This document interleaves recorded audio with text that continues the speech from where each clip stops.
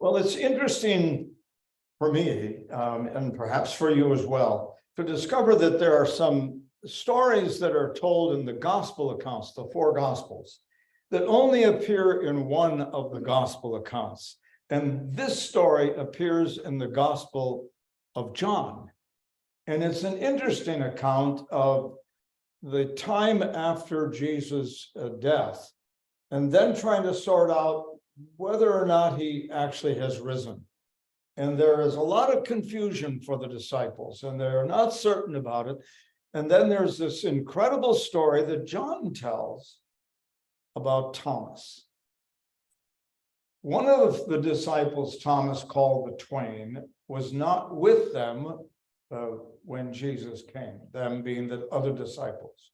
So the other disciples told him, "We saw the Lord."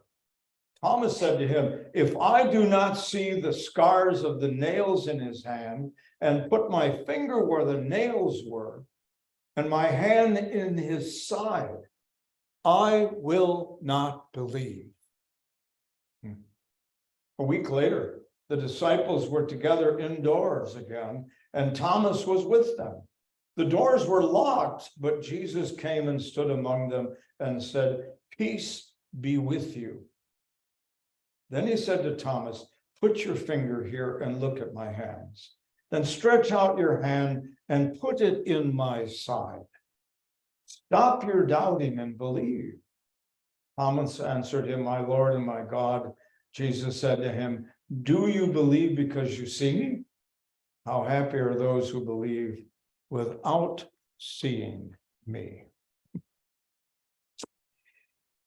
Well, I came across this quote from David Copperwriter, and anyone who perhaps in business may have encountered this person or encountered somebody by the name of Peter Drucker. David Copperwriter is a teacher at the University of Pennsylvania in the Department of Business, and at Claremont University in California, where he is the Peter Drucker Distinguished Fellow, advancing the values of what he labels appreciative inquiry. Appreciative inquiry. Now, let me say that I have oftentimes said to boards whenever I am part of a board, and that was particularly true of the transportation board I was a part of in Rhinelander, whenever a problem arose that was labeled a promise, I would say, there's an opportunity for us to be imaginative and creative.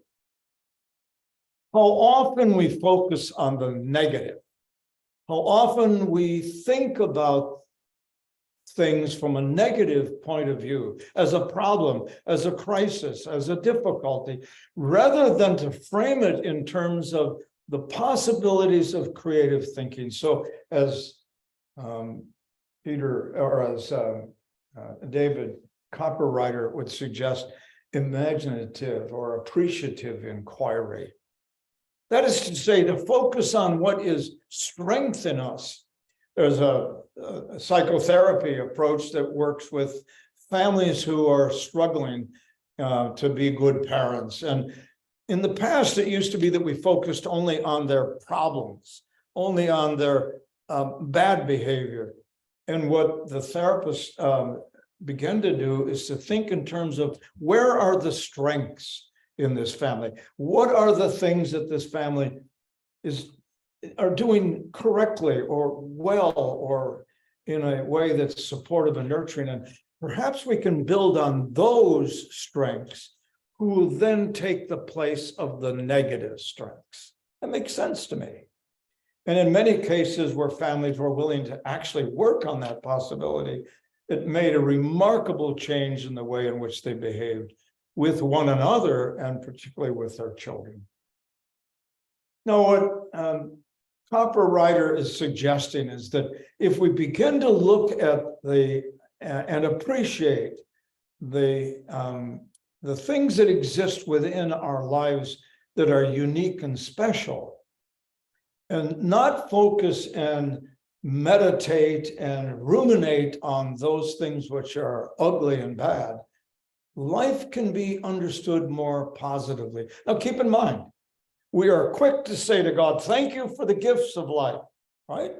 So we get up in the morning, the sun is shining, the snow is melting. We say, thank you, God, for the sun and for the coming of warm weather and for the ending of the snow. And what we tend to do then when the next snow comes, especially in the spring, we say, oh no, there's more snow.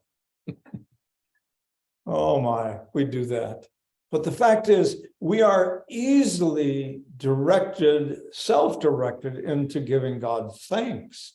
We thank God for our family and friends and for the love and the gentleness and the embracing that they do of us as persons and as families.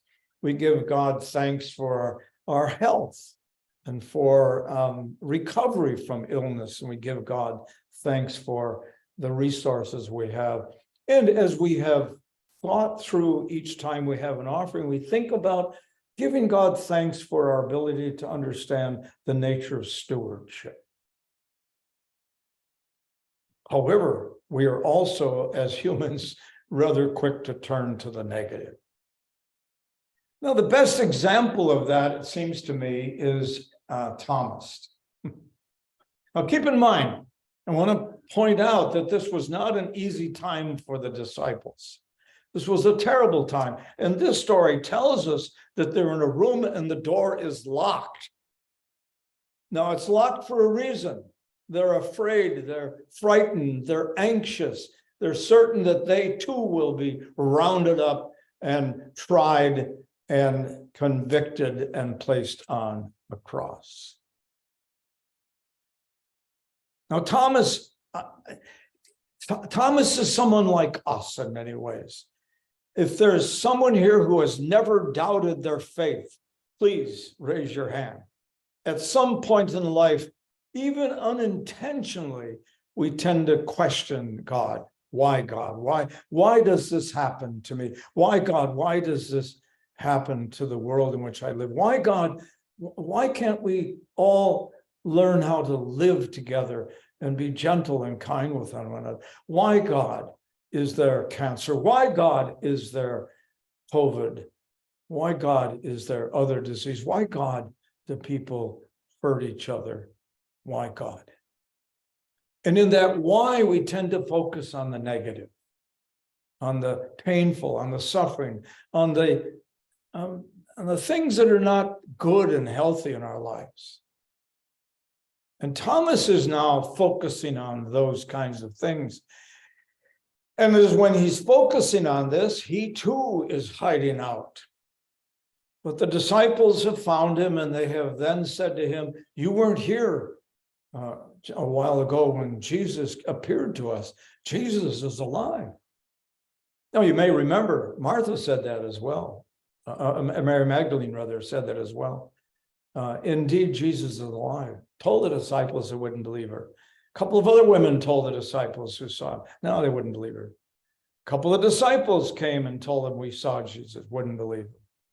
But indeed, these disciples were ready to disqualify themselves as followers of Jesus. And then they say to Thomas, he's alive. And Thomas says, in a statement, in a demand, in a condition, he, in a sense, raises the question, are you sure? Are you certain? Is it possible that Jesus is alive? We've been told he died. We've been told his body's been stolen. We've been told that he's not alive. You were told and you didn't believe it. Now you're telling us you must be imagining it. He's not alive. However, I will believe it, he says, if I can see him too. You all saw him. I want to see him. I want to put my finger on the nail holes in his hand. I want to put my hand into his side where he was pierced. I want to know, otherwise I won't believe. See, Thomas has made a decision. Either Jesus is dead and gone and that's it, It's all over. It was a wonderful journey of 3 years. It was exciting. What an incredible journey it was. But I'm going back to what I was doing before. Or if in fact Jesus is really alive, if in fact he has really been raised from death, if in fact God's love extends itself so far that even the dead Jesus can be brought to life and is now among us, then I'm on my way. I will follow him and I will do whatever he asks me to do. So he joins a week later the disciples in a locked room because they are still afraid and still doubtful. And Jesus appears. Now, for so long, Thomas has always had the preface placed before his name, Doubting Thomas. Doubting Thomas, which implies questions. When you doubt, you raise a question. So I was thinking about the things that I doubt about. For instance, I saw not too long ago that the record had been broken of the person who could stay underwater the longest without the assistance of more air. 23 minutes and 47 seconds. A woman stood underwater with one breath. Fascinating. I said, how can she do that? That's not possible. So then I did some more reading and I found out that she could do that because she had practiced and practiced and practiced and had built great lung capacity. And she also was able to ingest oxygen before she did it. And the oxygen was at a high level in her blood and in her lungs. And as a result, there was all this reserve, and the CO2, which would have built up, didn't build up as high as it normally would build up. And it was, of course, if she had taken a dive into the ocean and gone great depths, she would have, in fact, gotten the bends and died. 23 minutes and 47 seconds. And we oftentimes, when we're watching a magician do tricks, and we say, how do they do that? How do they do that? I can't believe they did that. And so we raise the question. Jesus' resurrection raised for Thomas questions. And if you think about it from David Copperwriter's point of view, that if you think about it as his world now will be created as a result of the questions he's asking. His world now will be created on the basis of the questions he's asking. So be appreciative of the inquiry. Be appreciative of the need to check it out, to get some evidence, to get some proof. Now, question we often ask, is there a God? And I say, yes, there's a God. And have I ever seen God? And I say, yes. I've seen God in the creation of a little baby. That creation, I participated. Nancy was the one who made that happen in an incredible way. But indeed, we didn't do it on our own. We did it of a design and a plan and a wonderful formula to make that happen. So do I see God in that birth? I see God in that birth. When someone reaches out gently and compassionately to somebody who is struggling, who's in pain, and embraces them with their words of kindness and their listening ears, I see God. And it was Jesus who said, if you visit me in prison, if you visit someone who is a stranger, if you embrace someone who's hungry and provide them with food, if you are there with them, you have seen me. And we believe that God's presence was so uniquely present in Jesus that we call him the Son of God, part of that Trinity. Part of the way we understand God's presence. What appreciative inquiry that is to say, is there a God? And we then discover all the places where there indeed is a God. I think questions are healthy. I think questions are important for our discovery of not only who we are, but what our world is all about, and also who our God is and how God reveals his presence in our lives.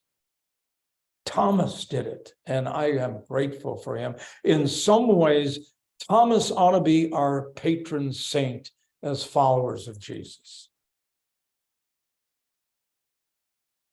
I appreciate his inquiry, and it informs me, it guides me, it inspires me. And it reminds me that Jesus, through that inquiry, chose to reveal himself as a risen Lord. Thomas, by the way, didn't go back to what he was doing before. He took the message of the good news, not the terrible news, not the ugly news.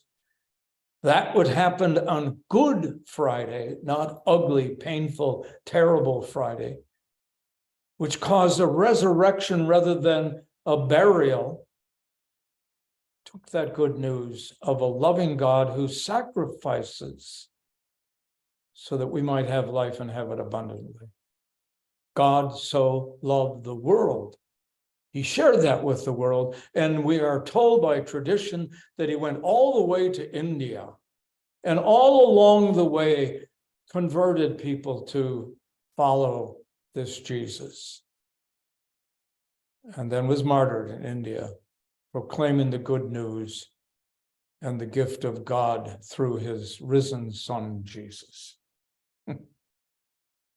Thank you, Thomas, for your inquiry and for your questions. I appreciate them.